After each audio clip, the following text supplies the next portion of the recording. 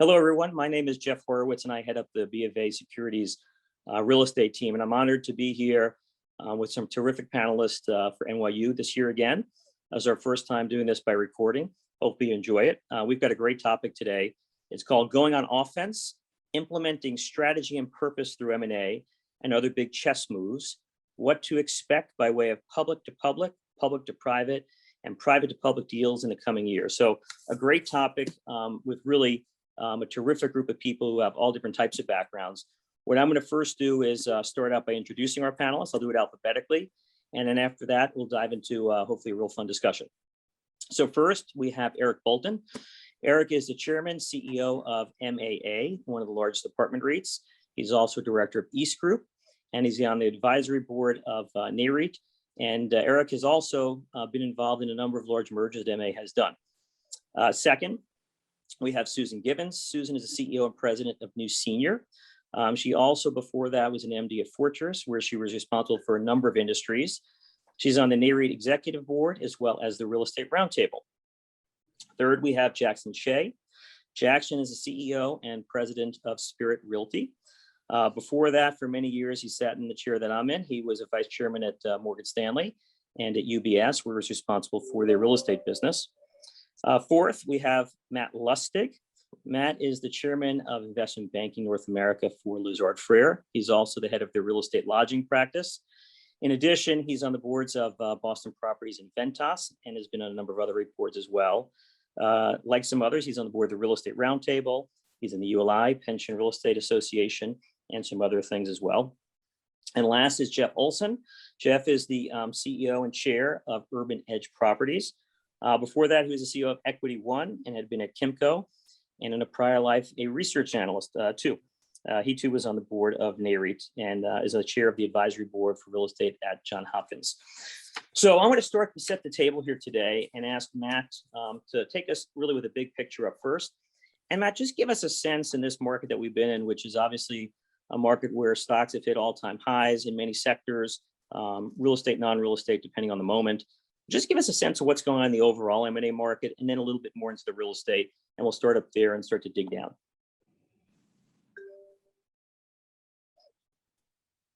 There we go. Thanks, Jeff, and good to be here with all of you. It's been quite a wild ride. It's about a year since the pandemic sort of interrupted everything, and now we're in a recovery by fits and starts, with a lot of optimism about the future, but a little bit of uncertainty as to exactly what that's going to look like. From an M&A point of view, the business broadly kind of took a pause, if you will. We and many other firms went heavily into restructuring, and most of the M&A was distress related or recapitalization related, or folks with tough balance sheets who had to sort of get through it one way or another for this time last year into the spring. It was quiet, but by the summertime, the M&A market started to move, and this is broadly corporately beyond real estate, to what became a record fourth quarter. I think we'll have a record first quarter, meaning the industry in terms of M&A broadly, and it's driven by optimism about a recovery, tremendous amounts of liquidity driven by stimulus, and just a great deal of cash on the sidelines. A shift from highly into growth names that were somewhat pandemic resistant, and now coming back out of that a little bit. And we're seeing a market anticipating a fuller recovery than we're actually experiencing yet. But I think there's just a lot of optimism in the markets, and M&A volumes have followed that. There's a separate issue that is less relevant for real estate of the proliferation of SPACs. There have been hundreds last year, 400 or so this year. It doesn't work as well for an asset-rich business like the real estate business, but it's just a reflection of how much liquidity is out there and how much desire on the part of public market investors to find opportunities to generate growth in earnings and growth in value for themselves. So here we sit. Since the beginning of the year, I think M&A has sort of has started to come back in the real estate world. We're shifting from a valuation point of view from, in effect, folks hiding under a rock. And the backdrop of the real estate world is an ever smaller proportion of our capital is coming from REIT dedicated capital. There's a tremendous amount of private market capital. There's a lot of generalist capital. And so REITs who were growing their earnings through the pandemic were obviously favored.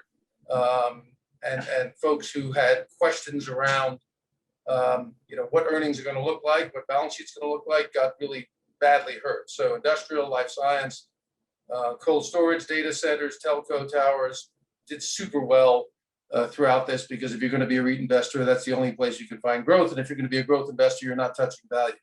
Since the beginning of the year, values come back a little bit broadly, and values certainly come back with more optimism around the traditional property types, which are the larger property types. So retail's done well, office, senior housing, and we're seeing a sort of recovery. We have seen some M&A, and it's mostly M&A around either incumbents who are growing, fixing their balance sheet, or doing something specific, or privatization. And what's been a feature of this market and a lot of conversation in boardrooms are, can I continue as a public company if I'm not able to finance myself for the indefinite future in the public markets? And there are different answers for different companies and different property types. We were part of a deal that got announced this morning by Brookfield buying in its subsidiary. That's a sort of fundamental change from a public outside advised business to a privately held business inside of the Brookfield Asset Management family. The deal that got done last year with Taubman, similarly, Taubman effectively went private.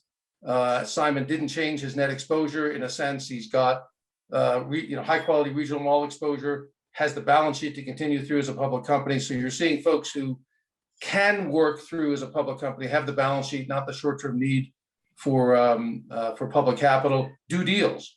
And it's my sense that they'll continue to do deals either using private capital. We'll talk a lot about this today, because there is a great deal of private capital, or in-market consolidation, where folks aren't changing the fundamental exposure or risk profile, but are adding a balance sheet or a management or a commitment longer term to the markets that'll drive that M&A. But we do think broadly, this is shaping up to be a record year, assuming something untoward doesn't happen in the broad M&A markets across all the general world. And my sense is it'll be a more active year than we would have thought among public real estate companies. Again, the haves and the have-nots are getting a little tired coming out of the pandemic of dreaming about issuing equity to fund their business when the prices really aren't there, and may not be there as the market sort of susses through what's a secular change, what's a cyclical recovery play, what will business hotels look like, what does the work from home thing mean for demand for office space in the short term and long term. So those trends are driving decisions, but there's enough capital out there, I think, to facilitate M&A, and there are folks who are just tired, having been through a lot of years where the public markets weren't sort of valuing their businesses at asset value. And the pandemic, I think, took an energy toll on all of us. And some folks came back energized, and some folks haven't. So, yeah, anyway. Well, I think that's helpful. I think, one of the things that that I have found is that there was a great expectation that there'd be a lot of bargains, and that there'd be a lot of distress in the marketplace. And even in sectors, and Jeff, your sector, just broadly speaking in retail, there was some distress, certainly in terms of how public prices went. But in the private market, talk about pricing, it didn't really move all that much. And there really hasn't been the same activity. And the same can be said for hotels and the like. Yeah, it hasn't moved that much, but there have been some opportunities. I mean, for us, we bought a mall in Massapequa, Long Island. I think we paid $30 million for it, for about 1 million square feet on about 80 acres. So there have been some selected opportunities, but you're right. I mean, broadly speaking, there just hasn't been that much volume, and there hasn't been that much distress in the marketplace. Yeah, because even when you look at the Blackstones, and Brookfield obviously did their deal together, Blackstone announced their first big transaction a few weeks ago, which is a company they've owned now for the third time, or will own for the third time. So there just hasn't been a lot of the big moves, and I think when you think about that, let me ask Jackson a question. Jackson, you were a banker for a long time, and when you showed up at Spirit, things started to change pretty quickly. And tell me what it's like, when you have to sit there in front of a board for the first time and suddenly say, we're going to do something legitimately strategic. How hard is it just to do that? It's hard. I was thinking about that question when you were talking about it. I was the company's advisor for many years. So I presented to the board as their banker for years. Like, oh, what does Jackson think? What does his team think? When I became an employee, the chief executive all of a sudden, they don't want to hear from me anymore. so, it was really interesting. I was like, don't you remember? I just was the guy that was out of the room recently. So yeah, it is interesting. It's a different dynamic, I believe, from my experience, when you are in the seat and responsible versus, a banker can give a lot of different advice, different opinions, but at the end of the day, they're not accountable for it, right? It's chief executive is really accountable. So that took a little while to make that adjustment where people sort of, you really like almost you've forgotten I was a banker before. So that was definitely a change for me.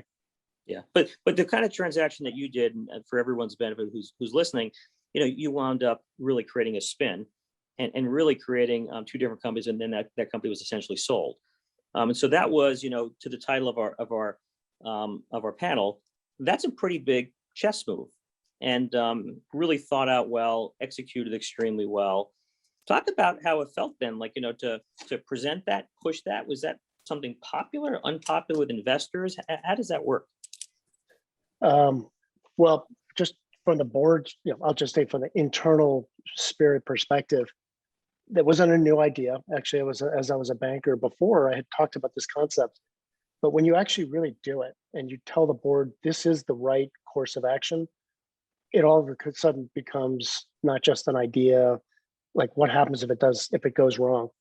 And I can tell you that there was a lot of pushback to do it. Everything's going well. Why should we do this? And so in the end, it made sense, and we ended up completing that. We spun off about a third of our business, basically. But the other thing that it does is, it has all the other implications. So now we shrink as a company. Now our overhead gets a little bit larger. Now the chief executive's comp doesn't look right. A lot of different things start to not look right when you first do this. Mm-hmm. So for us, when you look back, did the spin make sense? 100%, 110%. I don't believe the company would be in its current form had we not done the spin. Now, unfortunately, COVID interrupted some of our momentum, but we've regained it this year.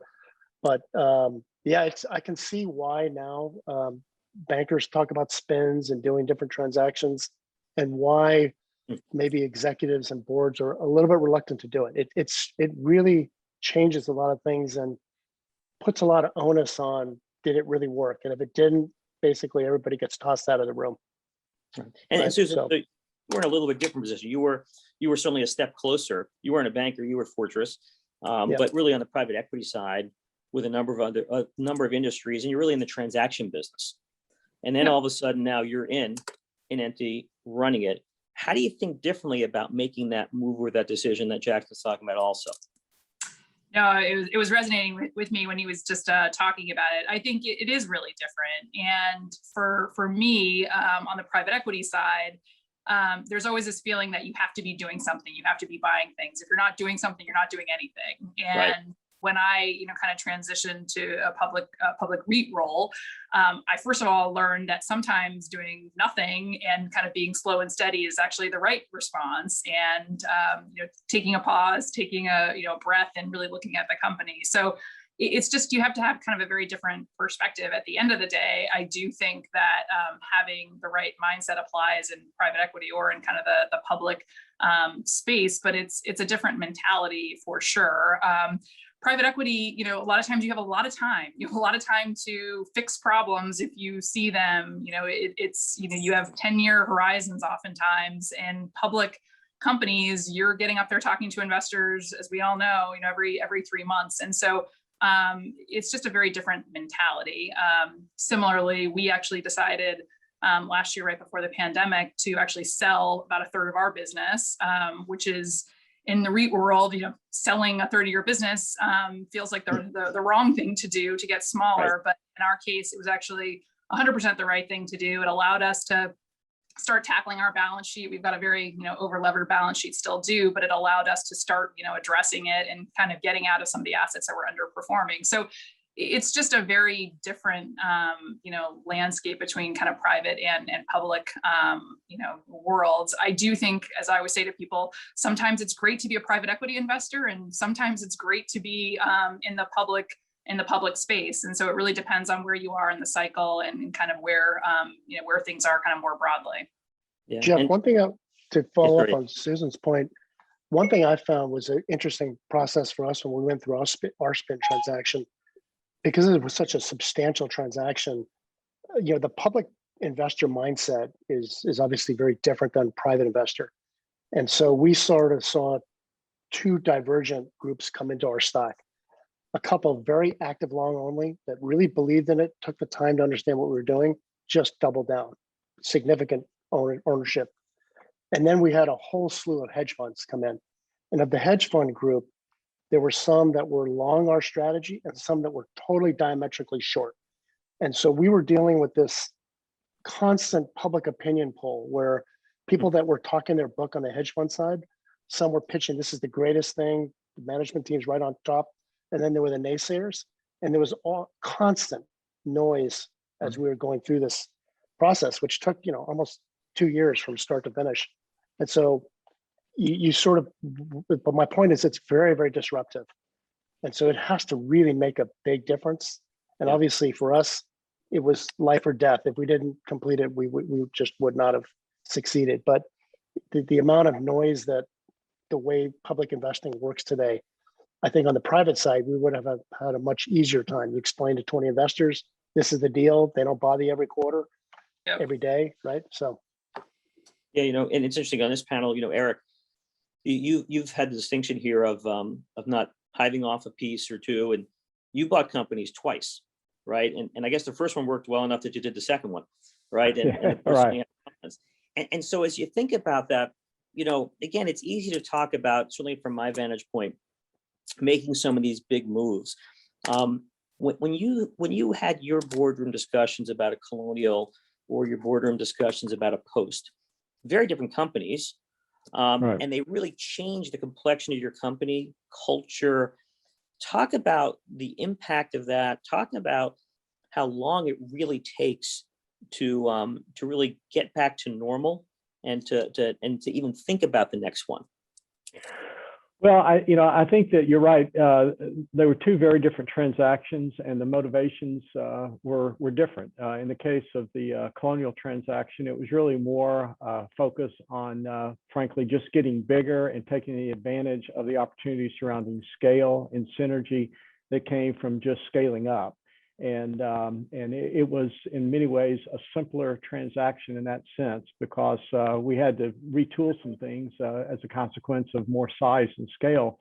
But and we also were fortunate in that our timing was great and that the markets were very favorable at that point. So the leasing conditions were very supportive, and as was mentioned earlier, the challenges that we have doing this public M&A is while you're working to make these strategic moves and working to sort of retool things, you're also having to deliver results every 3 months. And and particularly in the apartment space, it's a very intense operating business platform, short-term leases with a lot of intensity on site. And so in the Colonial transaction, in some respects, frankly, it was easier. With Post, the opportunity there was different in the sense that we weren't really looking for scale. What we were looking for is to add diversification to our earnings stream, add diversification in the product type and the submarkets where we were competing, to add a component to the platform for external growth that we were lacking. And so there was a more strategic, thing we were after there. And frankly, it was also because of the differences in product and focus and market. There was also a bigger cultural difference that we had to sort of bridge. And when you're in an intense operating business and you're putting two companies and two platforms together with different philosophies about how things should be done, it can add a lot of complexity to the process. And so in the case of a Colonial transaction where it's much more straightforward and you're just after scale and the efficiencies that come from scale, you can kind of see where you want to get to in 2 or 3 years. But where you have a more complex transaction, and you're really retooling a lot of things, it's more like a 3 to 5 year horizon. And it'll be in December of this year. It'll be 5 years since we closed on the purchase of Post. And we're just now really getting to a point where I feel like we're starting to hit our stride with that portfolio and the changes that we brought about to the platform as a consequence of that transaction. Yeah, and you and I have talked about some of this before, and I'm not sure I fully appreciate it till then, even how companies' decisions are made, whether they're decentralized, centralized, what the promotion process is, the people get paid the same amount at different levels. All these things ripple through an organization. And so again, easy to talk about from an investor perspective, banker perspective, but when you're in the trenches on that, not so straightforward. Yeah. And, I just want to transition over to you, Jeff. I mean, you and I've had some of this conversation before. Do you think that, or one of my thoughts is that one of the things holding back a lot of M&A deals from happening today versus years ago. Years ago, people might do an M&A deal and be happy to sell a third or half the portfolio. And I think now, as companies have gotten more sophisticated, larger, they've gotten very picky about everybody's real estate. One thing I've heard, over and over again is, my real estate is just better than yours, and this and that. And what I kind of come to the conclusion of, especially over the last year or two, is that a lot of investors are actually buying stocks based on themes. And the themes may be, I want to buy retail, I want to buy hotels, and forget about some of the numbers, but they're looking at themes. And so you've been in a sector over the last couple of years that has been hit hard. It's come back pretty hard this year as well. And there are a lot of small companies that are in the space too. How do you think people should think about that? Do investors, when they talk to you, do they get as granularly say, hey, I really like these assets of yours or this, or how should we think about that in the context of doing the big deals? I think investors take a much broader approach. But I mean, for me as an ex-Wall Streeter, I mean, M&A has been in my blood for a long time. I mean, when I was at Kimco, certainly involved in the Mid-Atlantic merger, the Price Legacy merger, the Pan Pacific merger at Equity One. We merged with the U.S. Division of Capital and Counties. And so, and as a student of the strip center industry, I mean, I'm always intrigued and looking sort of at other companies. What are they doing? It just feels very difficult to execute a merger in the strip center industry for a variety of reasons. And I'll get into some of those reasons. But I know the apartment space was like the strip center space a number of years ago, where there were 14 companies, and it actually, what's that? There were probably 20 apartment companies. Yeah, and it did consolidate. Yeah. It hasn't happened in the strip center space. Some impediments that I think we're facing right now. One is we all lost a lot of NOI just due to COVID. I think on average about 12%, and there's real visibility from the space to recovering that NOI between now and 2023. The leasing environment, I think, is much more robust than any of us would have predicted 6 months ago. So it's really hard for any of us to make a decision to sell, knowing that we've got, call it a 12% uplift ahead of us over the next few years. I mean, we're actually having a lot more fun than we used to because there's so much activity underway. So that makes it great. That's number one. Number two is our stock prices are still down relative to pre-COVID prices. So it's much easier to enter into M&A discussions, obviously, when your equity is priced well than when we're all discounted. And I think all of us still feel that we're trading at discounts to NAV, even though it's really difficult to determine what NAV is today, given the lack of transactional activity. But we are seeing a warming of the secured debt markets, which I think will start to act as a catalyst for more private transactions.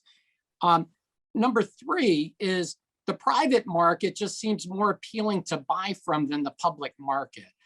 As a public company, we have so many competitive advantages over private market entities, including cost of capital, including relationships with national tenants, including redevelopment capabilities.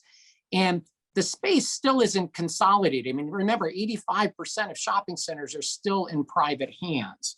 And we tend to like buying from smaller private operators just because in a lot of cases, they just haven't been managed with the same eyes. And then the last point is exactly the point you made, which is we all think we have better portfolios than one another. So, we all look at the lower 20% of each other's portfolios and say, no way, no way, no way. On the other hand, I do think there is a case to be made for M&A. And I remember pre-COVID, I mean, I had this thesis that 7 of us could merge together, and I actually did the math behind it. And I think we would have created a $30 billion company. And when you consider the G&A savings, which is substantial and growing because it's so much harder to and more expensive to run public companies today, when you consider the lower cost of capital from just having a larger entity, both on the debt side and on the equity side, and also considered the ability to attract better talent. I mean, I calculated that a 7-way merger would result in about a 20% uplift in the equity if you could affect it. But I couldn't get anyone interested in it, probably because a lot of the impediments that I spoke about earlier. Yeah, well, I think Matt and I would have both appreciated the 7-way merger concept. Would have been a lot of fun. Jeff, could you comment on the following? I think it's an interesting question, and 7 ways is ambitious to say the least, but just because the numbers make sense on paper doesn't mean it makes it easy to do. But question for you, because this is a conversation I've had, and many of us have had, around when you don't like your stock price and you do think there's more value in the future, what is the resistance to a sort of relative value deal on a stock basis where, you know, my stock's cheap, your stock's cheap, we put them together, we have a better company, we enjoy some of the benefits of the synergies that you described, and there's a real reticence on the part of much of the time, it's not always the case, to accept a sort of relative value deal without calling and therefore sharing in the upside on a joint basis, which may position you better. But maybe talk a little bit, because I think it's an interesting question that happens all the time. Yeah. If you're not willing to sell for cash, would you combine, or what are the pros and cons as you think about it of issuing stock on a relative basis that's attractive, even though the nominal value of the issuance is not attractive? Yeah, I mean, intellectually, it makes all the sense. Are you talking to me, Jeff, or the other Jeff? Yeah, I'm talking to Jeff Olson. Oh, okay, sorry. I was going to answer. But I take it from either one, because no, it's more of a principal question, because it's you know, there are some there's lots of deals that never happened that faltered on that reason. But either one, I just think it's an interesting topic, because intellectually it's a coherent argument, but there's still resistance to it. Yeah, no, I agree. It's absolutely a sound argument, and I've tried to make that case to others. I think again the issue sort of becomes an emerged entity. You know, do you believe that the growth is going to be higher in a merger? And a lot of CEOs, and probably myself included, have a hard time believing in the lower tiers of all of these other companies. And we've spent so much time getting rid of the lower tier. And so I think we just believe that our real estate is better than everyone else's, and that our growth prospects are higher because we know our assets better. And I think that's the biggest challenge. And of course there are social issues too. I mean, there's going to be one CEO of the company, and I think that's been a real Jeff HOROWITZ, what do you think? The management, I also think it's board, it's social board issues too. Which board is going to be in control? So it's these things that become, you know, more complex than just the math. Right. So it's not the relative value question. It's really the traditional sort of social, you know, other questions around M&A. Yeah, and Matt, what I'd say in there, people have a really hard time understanding the concept of relative value. No matter how easy it is conceptual, they sort of understand it, but then they say to themselves, somebody's the seller. It's just like merger of equals. Yeah, there's merger of equals, sort of, right? And every once in a while, people will point to a great example of a Prologis A and B or something like that. But people really think to themselves, well, but I'm a seller and I've got all this upside. And it just, they kind of convince themselves ultimately all the reasons not to do it is opposed to reasons to do it. And I think the timing of things, when things are often trading below NAV, it's a time that management is least likely to feel good about their prospects to do other things. And so it's just not how they wanted to go out.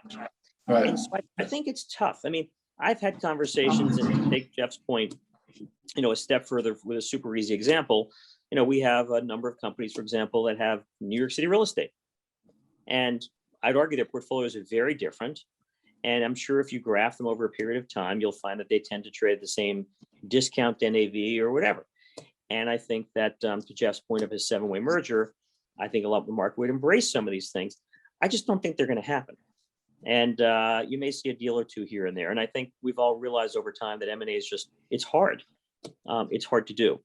Jeff, Uh, why you know- did it happen in, or Eric or Matt, why did it happen in the apartment space and hasn't happened in the strip space? Well, I was going to say that I think that, a merger of equal is difficult to pull off in the sense that at the end of the day, there really are not equals. Somebody's a buyer and somebody's a seller.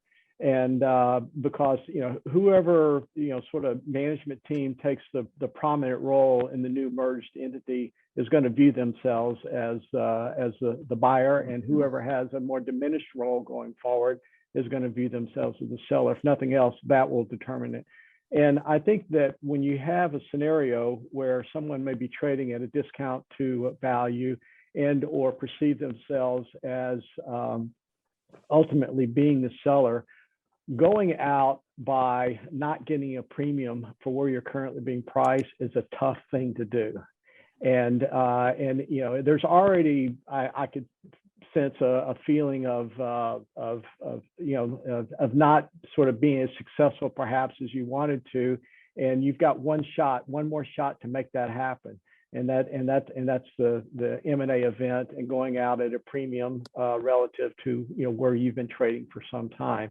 And I think that's what enables one to get past a lot of these social challenges and social issues, whether it be in the boardroom or whether it be with the management team, is the ability for someone to recognize that that they are the seller, but they exited on a very successful basis. And obviously, it's the burdens on the buyer in that case to support the ability to pay that premium and to still generate value for their shareholders going forward. So I think that's, in all my conversations I've always had, I always started out, okay, we're both trading at a discount to value, and we just need to, kind of swap paper. And it Doesn't work that way. it didn't go very far. Yeah, no, I'm not arguing for no premium stock merger, because I do think the merger of equals fallacy is a bit of that. It's often just a way to justify a lower premium, and you don't get the synergies unless one management team takes over as a general matter. So it's hard to make the justification work, but I appreciate the discussion. I think it's an interesting discussion that takes place all the time in our business. So it's interesting. And the other thing too, Jeff, I'd say is like, succession planning comes into play. People that have, founders that have very large OP interests in companies that, you got to make real decisions. I'm going to let these folks, the new succession team, run this thing for my trust when it goes into the next generation. So I think maybe some of that sometimes creates, I think in the mall space, you saw some of that, where a lot of those companies had a lot of large OP unit ownership. I think, when you look back at some of these things, a lot of these deals are just, they all have some one-off reason for occurring. It could be succession. It could be where they're even located to find someone to come in. It could be a lot of different things. But what is also out there is that if you look often, sometimes at the biggest and the smallest companies, doesn't mean they trade differently, right? So you can take a lot of different sectors. Jackson, you spend a lot of time in hotels. A lot of the companies look pretty similar. Hasn't really been any M&A. In fact, the first true stock for stock deal only happened a few years ago. They trade the same, and no one really sees it, even if the biggest or smallest companies are out there. Matt, you're on the board of Boston Properties, arguably one of the best REITs certainly in our universe, and they trade at a discount to NAV. I'm sure their view is just like others do, and a lot was locational, where companies were, if they happen to be in a hot market or a hot sector, or those kinds of things. And I don't know, but I do assume that you all feel pressure, or I think when we talk about, again, getting back to the theme, to have some level of growth. And growth could mean in FFO per share, AFFO per share, whatever phrase you want to use. And that leads to these kinds of discussions, which I assume, I don't know if it's once a year or multiple times a year, you think about or discuss with your board. Now, if you initiate it or your board does, but I presume that that's a pretty common conversation. Yeah, one thing, just like, I think the triple net business, is a little bit different than, the other, we're kind of more of a spread investor is the best way to put it. So cost of capital, really important. You got to buy earnings. We're buying long dated leases with doing sale leasebacks with annual escalators. So for when we look at M&A transactions, and we've looked at a number, we're always sort of against the backdrop, is this going to be accretive to our longer term growth rate? And generally, the math doesn't work for us. I mean, we're better off buying 800 to $1 billion a year at the cap rate range that we gave guidance to based on our cost of capital, and we can generate earnings growth. You know, if we pay a premium on a $3 billion portfolio or a $1 billion portfolio, generally it just sort of it kind of creates stickiness in our growth rate. And then in our case, if you get to a certain size, like we can comfortably grow earnings buying 800 to $1 billion. But when we go up to that next quantum, you really have to do 2 billion a year, which is really hard. I think it's different. It's just kind of a different thing. So at least in our business, which I think is a little bit, it's kind of a unique one in the sense that we're not doing daily leasing, and it's a different kind of business model. Right, right. Does it help if you go outside your sector? Do you think about going outside your sector and staying in a region and using some of the capabilities you have to try to make something happen? Are those conversations happening, Susan? I think it's something I'm sure everyone's always talking about. I mean, our company is a pure play senior housing REIT, which was actually a real decision that we made along some of the conversations we were having earlier. We felt like there was a real niche that needed to be filled, where we give investors an opportunity to be kind of singularly focused on this sector.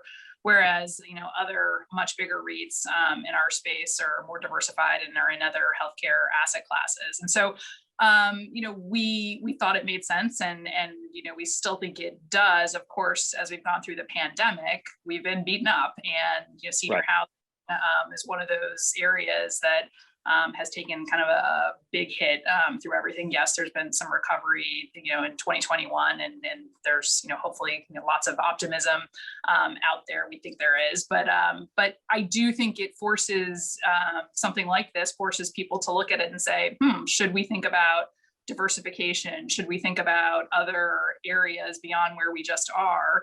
And I think it's a complex, conversation, because again, getting back to something we talked about before, is it reactionary, or is it really what's kind of the right long-term strategic move, for the company? So absolutely, I think that's constantly a conversation. Are we in the right sectors? Are there other areas for growth? What do we think about our sector in terms of growth?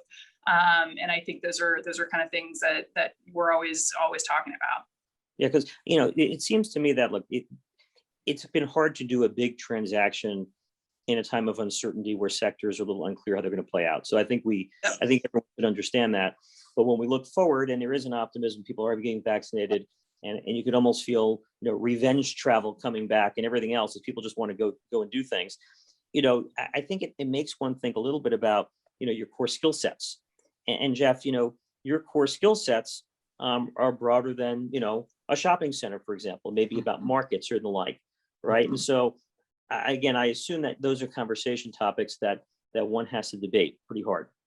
Yeah, I mean, what's been most interesting for us is converting retail space into other types of uses that are generally denser uses.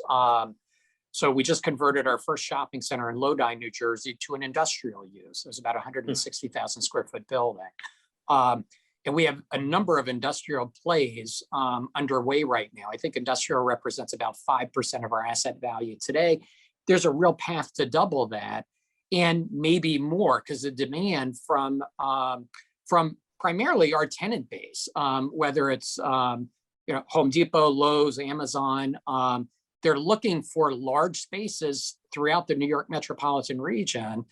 And my guess is that we are going to diversify more locally, to your point, through industrial conversions and also through residential and medical office. And then we've also done a couple self-storage facilities, one with CubeSmart, one with Extra Space, just because the highest and best use on the land is no longer retail.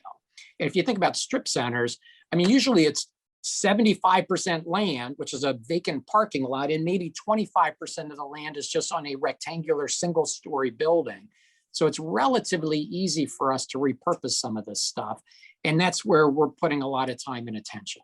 Yeah. So really, in some ways, as I'm listening to this conversation and thinking about this, daily myself, it feels like there are some big moves that can be made.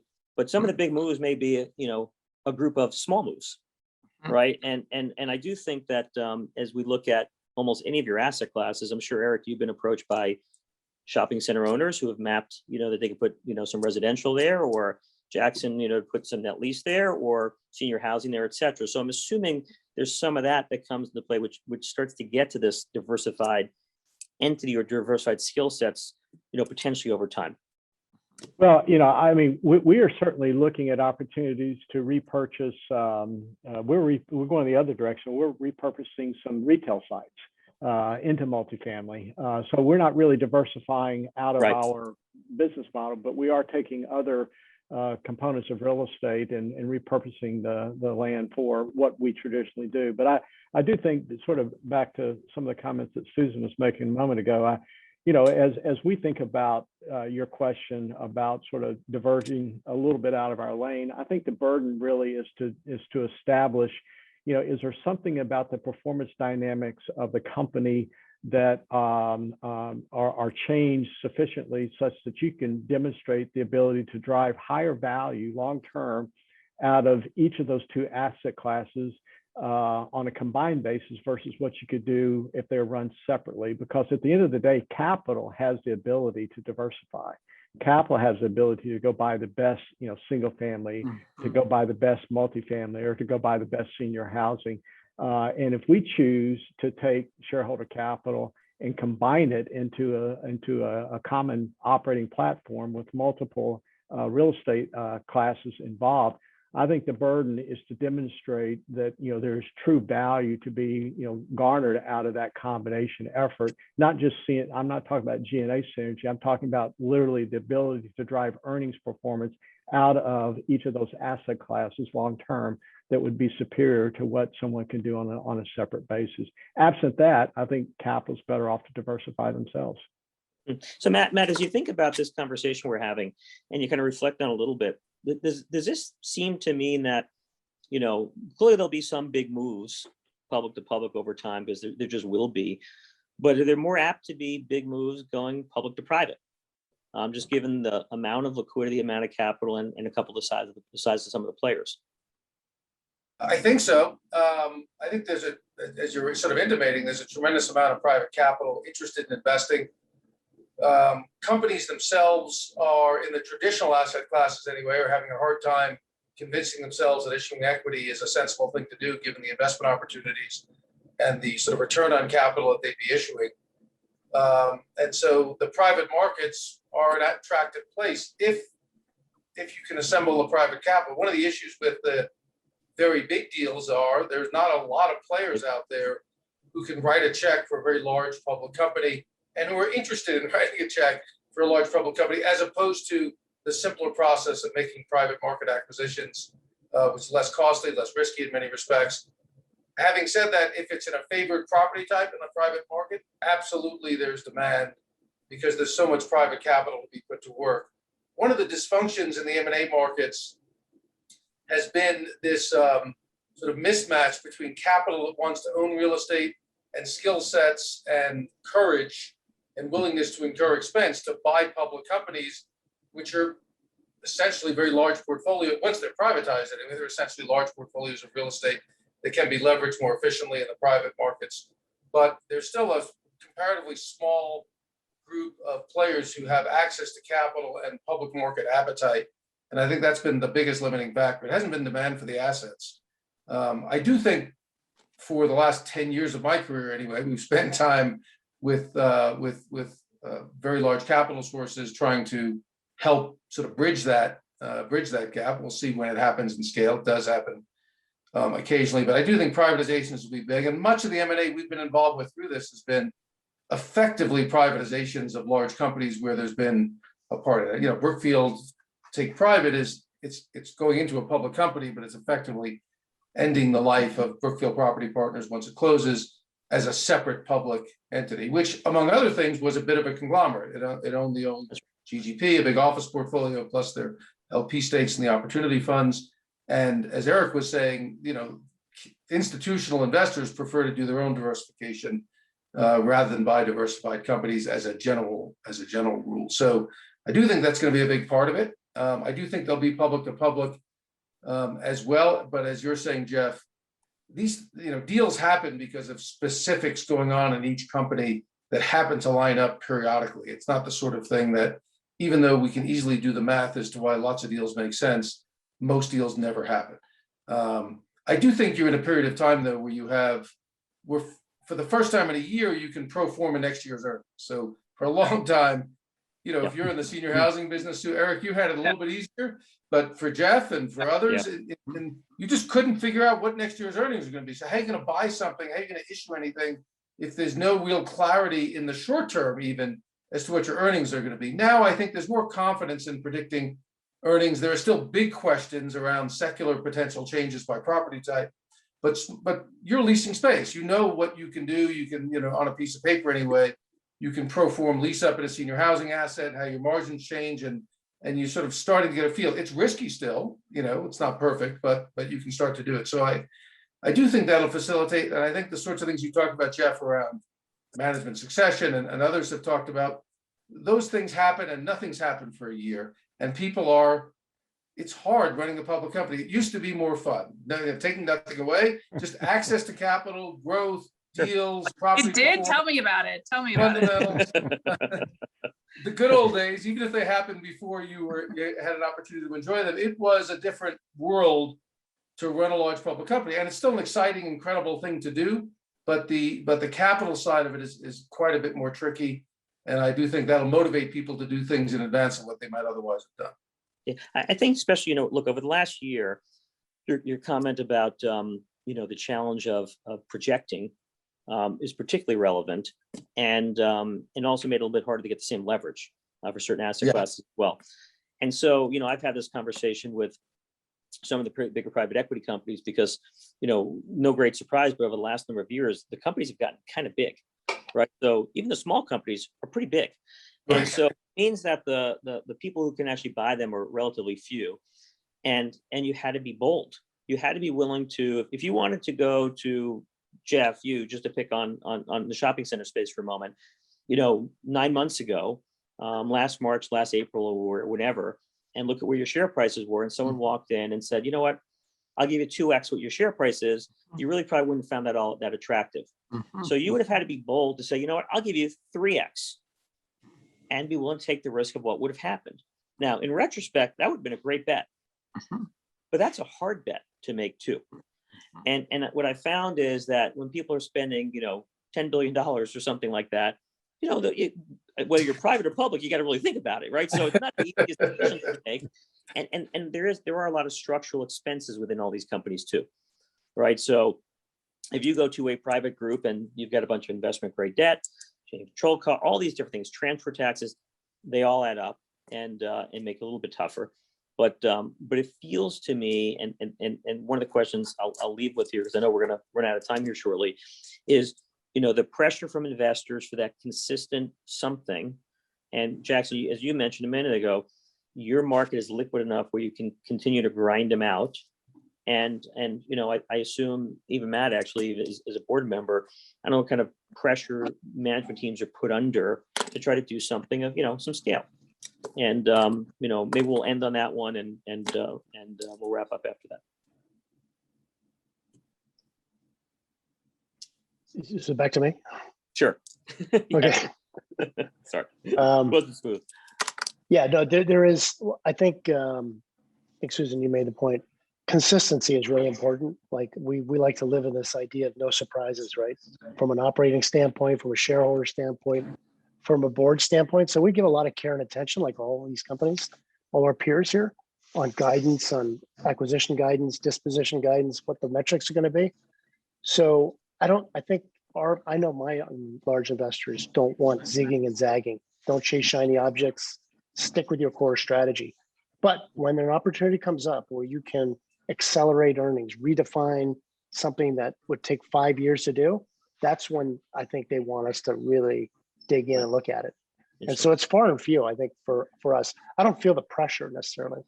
But one last comment I'd just throw in there. If I were to make a prediction this year, I won't name the name of the company, or the enterprise, but the non-traded REIT business is really changing, where large amounts of money are being concentrated with one big manager. Yep. And as that continues, that dynamic continues, I think if there is any M&A, it'll be more via privatizations versus stock for stock. Just because when you have that large complex of equity Yep. accumulating like that, that needs to get invested, I think that's where you get kind of real wholesale to retail kinds of arbitrage. No, I think that makes sense. And you're seeing that trend. Go ahead, Susan. The last thing, one thing I would just add in terms of, we talked about, and I said it, you know, that consistency and sort of sticking to what you're good at. I do think, at least in our space with our company, I think the pandemic is causing everyone to perhaps be a little bit more bold, to look at things a little bit more strategically. And yes, you need to stick to what you do, but at least in our boardroom, we're having more conversations about, okay, well, you know, did the pandemic perhaps, you know, open up some opportunities for us to be more strategic and to do something a little bit bigger, a little bit bolder, whether we do it or not, we'll see. But I think those are conversations that something as horrible as it's been does, you know, present, you know, kind of coming out of all this. Yeah. Well, I think also that everyone, and I don't know about each of your companies, everyone being in an office together and teams being together and being able to communicate a little differently also probably helps facilitate that just a little bit more, would be my guess. For sure. And so with that, why don't I thank you all for participating. I hope you found this to be enjoyable. We have a new participant to our panel to wish here's our well wishes. So thanks all, and we look forward to doing this in person next year. Appreciate it all. Good to be with you all. Okay. Thank you. Thanks.